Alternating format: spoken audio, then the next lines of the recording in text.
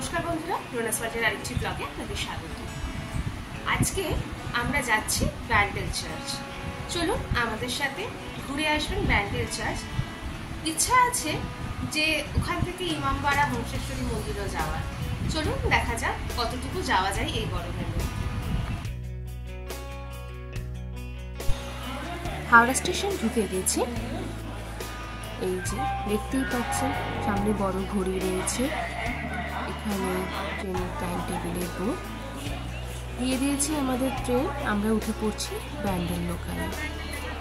চলুন, পৌঁছে গেলাম 1 ঘন্টার মধ্যে ব্যান্ডেল জাংশনে। এই ব্যান্ডেল জাংশনে পৌঁছে সিঁড়ি দিয়ে নেমে যে স্টেশনের মেন বিল্ডিংটা আছে ওখান থেকে বেরোতেই সামনে প্রচুর টোটো অটো রয়েছে, যারা আপনাকে দেখলেই ডাকবে বিভিন্ন স্থান ঘুরিয়ে দেখার জন্য। দরদাম করে আমরা 550 টাকার বিনিময়ে একটা টোটো ভাড়া করেছিলাম, যে আমাদের ইমামবাড়া, হংসেশ্বরী মন্দির এবং ব্যান্ডেল চার্চ ঘুরিয়ে দেখাবে। চলে এসেছি আমরা ইমামবাড়াতে। এই ইমামবাড়া মূলত শিয়া মুসলিমদের একটি মসজিদ। চলুন ভেতরে যাওয়া যাক।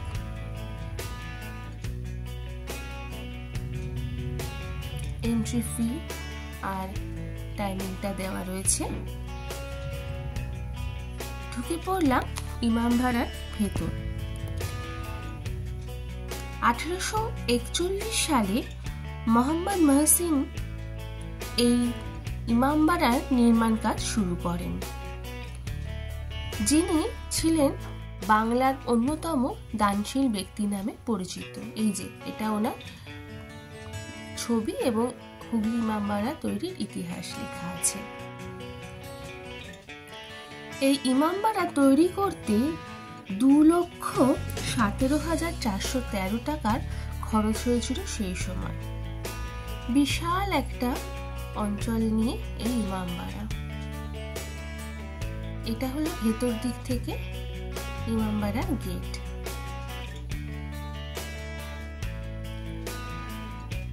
সামনে একটা এরকম জলাশয় মতো আছে, আর সামনে যেটা দেখতে পাচ্ছেন ওটা হচ্ছে মসজিদ বা জরি দালান, যেটাই বলবেন।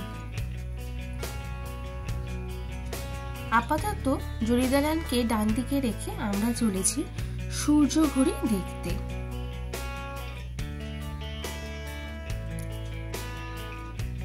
এখান থেকে বেরিয়ে সোজা চলে যাচ্ছি আমরা হুগলি নদীর তীরে, যেটা ঠিক এই ইমামবাড়ার পেছন দিকটাতে অবস্থিত।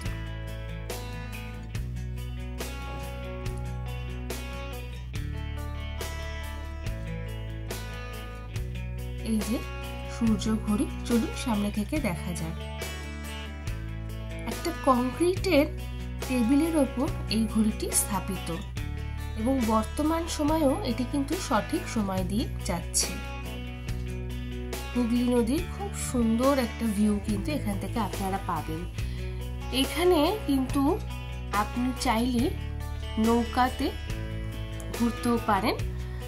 আপনি এই যে আপনাদের দেখাই, এই যে নৌকা দাঁড়িয়ে রয়েছে দেখুন, সামনে মাঝি ভাইও রয়েছে, কিন্তু আজকে প্রচন্ড রোদ, সেজন্য আমরা কোনো চাল নেই বলে নৌকার উপরে নৌকা চড়লাম না। চলুন এখান থেকে ভেতর দিকে যাওয়া যাক। যেহেতু এখান থেকে আমরা সোজা যাব উপর দিকে, কারণ মসজিদের ভেতরে ভিডিওগ্রাফি অ্যালাউ নয়। চলুন ভেতর দিকে যাই। চলুন এবার আমরা যাচ্ছি উপরে ঘড়ি দেখতে। আমরা ঢুকছি, এখানে দেখুন উপরে লেখা লেডিজ অনলি। দুই দিকে দুটো রাস্তা আছে ঢোকার জন্য, একদিকটা দিয়ে পুরুষ ঢুকবে আর একদিক দিয়ে মহিলারা। যে ঘড়িটি আমরা দেখতে যাচ্ছি এটি 1852 সালে 11,721 টাকা দিয়ে কিনেছে। আর এটা কিন্তু দ্বিমুখী ঘড়ি, মানে বাইরের দিক থেকেও এই ঘড়ি ডায়ালটা আছে, মানে ঘড়ি দেখতে পারা যাবে, ভেতর থেকে দেখা যাবে। আর এটার ওজন প্রায় 20 কেজি। উঠে পড়লাম একটা ঘড়ি দেখতে ওঠার সামনে একটা ছাদে। খুব সুন্দর এই ছাদটা, এত রোদ থাকলেও খুব ভালো হাওয়া দিচ্ছে। বিশাল একটা ছাদ, আর এই ছাদ থেকে এই যে জরি দালান, পুরো ইমামবাড়াটা খুব সুন্দর দেখা যায়। অপূর্ব ভিউ। চলুন ওপর দিকে উঠে, এই যে ঘড়ি, ভেতরটা রং করা হচ্ছে। চলে এলাম প্রথম কক্ষ, যেটা হচ্ছে মেশিন ঘর। ঘড়িটাকে চালনা করবার জন্য যে মেশিনগুলো দরকার, সেই হচ্ছে মেশিন ঘর। বর্তমানে যদিও ঘড়িটা বন্ধ অবস্থায় রয়েছে। তার উপর দিয়ে উঠে গেলে ঘন্টা ঘর। এই যে বিশাল বিশাল ঘন্টা, দেখুন অসাধারণ কিন্তু লাগছে দেখতে। 3টে বড় বড় ঘন্টা।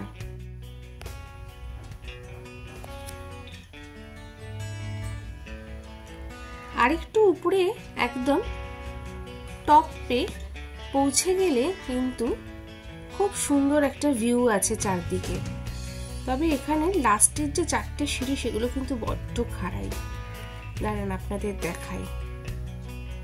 এই দেখুন, দেখছেন কত ছোট ছোট লাগছে ইমামবাড়া, পেছনে হুগলি নদী। এই দেখুন কি দারুণ না?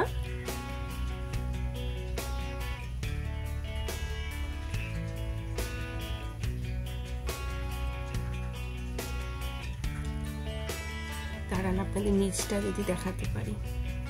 আর দেখুন কিরকম কড়িঘাট দিয়ে রয়েছে। চলুন এবার আমরা ইমামবাড়া থেকে বেরিয়ে চলে যাচ্ছি ব্যান্ডেল চার্চের উদ্দেশ্যে। ইমামবাড়া থেকে ব্যান্ডেল চার্চ যে খুব বেশি দূরত্ব তা কিন্তু নয়। পৌঁছে গেলাম ব্যান্ডেল চার্চ।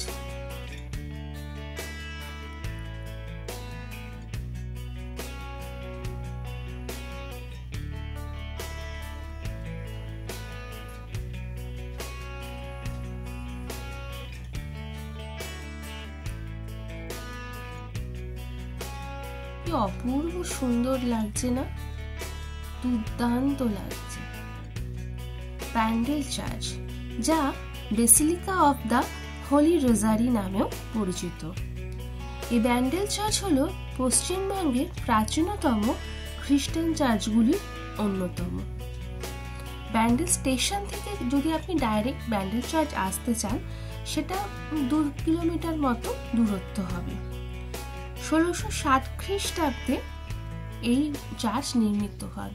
দেখুন কি অপূর্ব সুন্দর। ডান দিকটাতে এখানে প্রভু যিশু হাত তুলে দাঁড়িয়ে রয়েছেন। এখানে মাতা মেরি প্রভু যিশুকে কোলে নিয়ে রয়েছেন।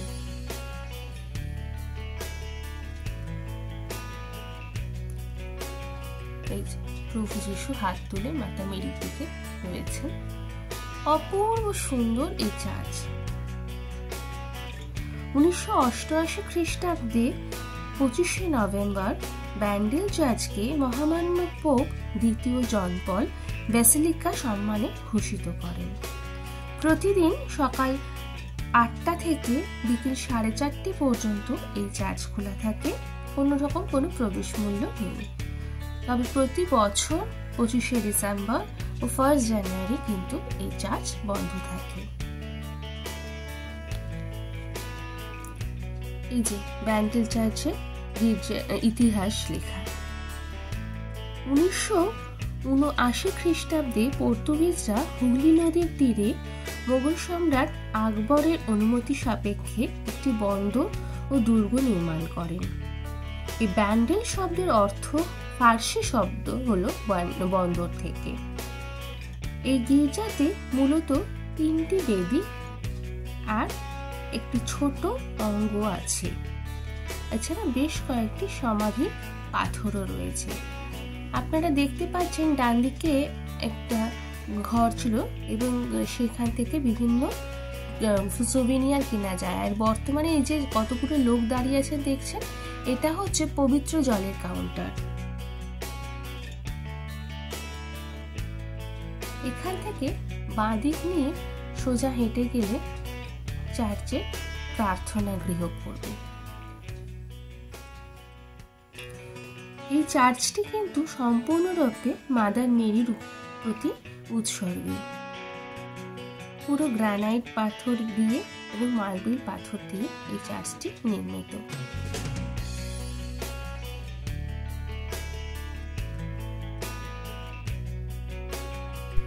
চার্চের ভেতর কিছুক্ষণ বসে এগিয়ে চললাম ব্যালকনি গেটের দিকে। বেশ কিছুটা সিঁড়ি উঠতে হয় এই ব্যালকনি গেটে পৌঁছানোর জন্য। দেখুন এখান থেকে চার্চের ভেতরটা কি অপূর্ব সুন্দর লাগছে দেখতে, দুর্দান্ত চারদিকটা।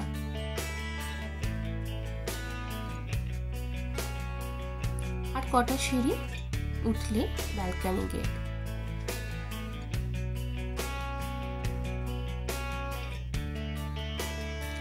উঠে পড়লাম ব্যালকনি গেটে।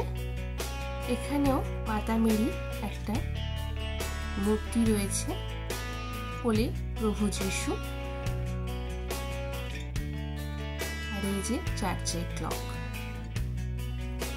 এখান থেকে নিচে অনেকটা জায়গায় কিন্তু দেখা যায় প্যান্ডেলে। ওই যে হুগলি নদী। পুরো চার্চের ভেতরটাই এখান থেকে দেখতে পাওয়া যায়। চলুন এবার আমরা নিচে নামবো। আশেপাশে প্রচুর দোকান আছে যেখানে লাঞ্চ করতে পারবেন। লাঞ্চ সেরে চললাম হংসেশ্বরী মন্দির। প্রায় আধ ঘন্টা মতো সময় লাগলো টোটোতে হংসেশ্বরী মন্দির পৌঁছাতে। পৌঁছেই এখানে দেখুন জুতো রাখার, সাইকেল রাখার জায়গা রয়েছে। সেখানে জুতো রেখে ঢুকে পড়ছি হংসেশ্বরী মন্দির প্রাঙ্গণে, যা বর্তমানে আর্কিওলজিক্যাল সার্ভে অফ ইন্ডিয়ার তত্ত্বাবধানে রয়েছে।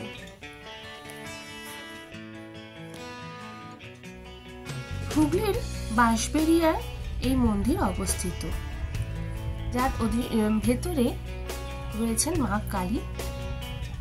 রাজা নৃসিংহদেব 1799 খ্রিস্টাব্দে এই মন্দিরটি নির্মাণ শুরু করেন। তার মৃত্যুর পর তার স্ত্রী 1814 খ্রিস্টাব্দে এই মন্দিরের নির্মাণ সম্পন্ন করেন। অপূর্ব সুন্দর কারুকার্যওয়ালা এই মন্দির। প্রায় 70 ফুট উঁচু কিন্তু এই মন্দির। এই যে পাশে দেখছেন, এটি হচ্ছে কিন্তু অনন্ত বাসুদেবের মন্দির। অসাধারণ টেরাকোটা কাজের ভেতর যাচ্ছি আমরা সেখানে। আগে মায়েরকে দর্শন করে নিই। এখানে দেবী মূর্তি কিন্তু নীলবর্ণা, চতুর্ভুজা। মায়ের নিত্য পুজো হয় এবং দুপুরে কিন্তু মন্দির বন্ধ থাকে। মায়ের মন্দির দেখে চলছি আমরা পাশে অনন্ত বাসুদেব মন্দিরের উদ্দেশ্যে। কিন্তু এই যে দেখুন সামনে আটকানো রয়েছে, ভেতরে যেতে পারছি না কারণ দুপুরবেলা বন্ধ থাকে, তাই বাইরে থেকে মন্দিরটা দেখছি। তো অপূর্ব টেরাকোটার কাজ দেখুন, অনন্ত বাসুদেব মন্দির অপূর্ব সুন্দর। আর এই যে পাশে দেখছেন, এটা হচ্ছে রাজবাড়ি। হংসেশ্বরী মন্দির দেখে এবার আমরা বেরিয়ে যাব স্টেশনের উদ্দেশ্যে। যদি এই ব্লগটা ভালো লেগে থাকে অবশ্যই লাইক, কমেন্ট, শেয়ার ও সাবস্ক্রাইব করবেন। দেখা হবে খুব শিগগির পরবর্তী একটি ব্লগে। সবাই খুব ভালো থাকবেন, সুস্থ থাকবেন। নমস্কার।